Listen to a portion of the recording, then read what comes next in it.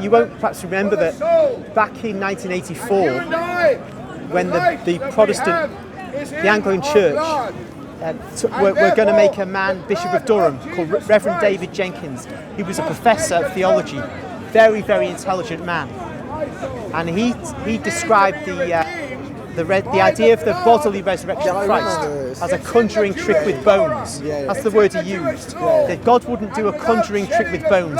It's primitive to think about Jesus' actual body getting up. That's primitive. What we should think about the spirit of Jesus was what inspired the apostles to go out and preach Christianity.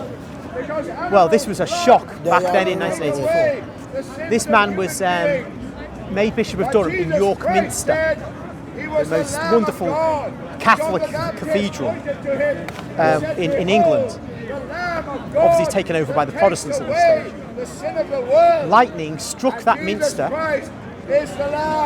on 2 or 3 days after that man had been made Bishop of Durham. And it didn't destroy the minster entirely, it destroyed a section of it. Now, there was no great storm going on.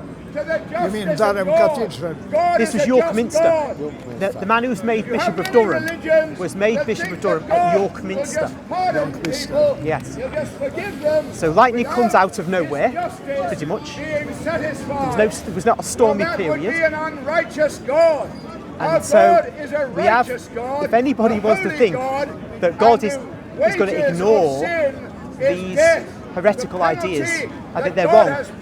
When Benedict resigned as Pope, lightning struck the Vatican twice.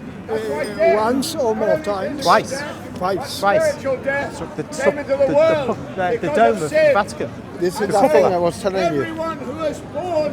Yes. The Priestly Society of St. Peter is separated from God. Now, I've got another question about that. Yes, let's do that. When we look at what's happening in Rome, I think the lightning strike was God forewarning the church about what's going to be happening after Benedict resigns, because this is not going to end well. It's going to end very badly for the Catholic Church.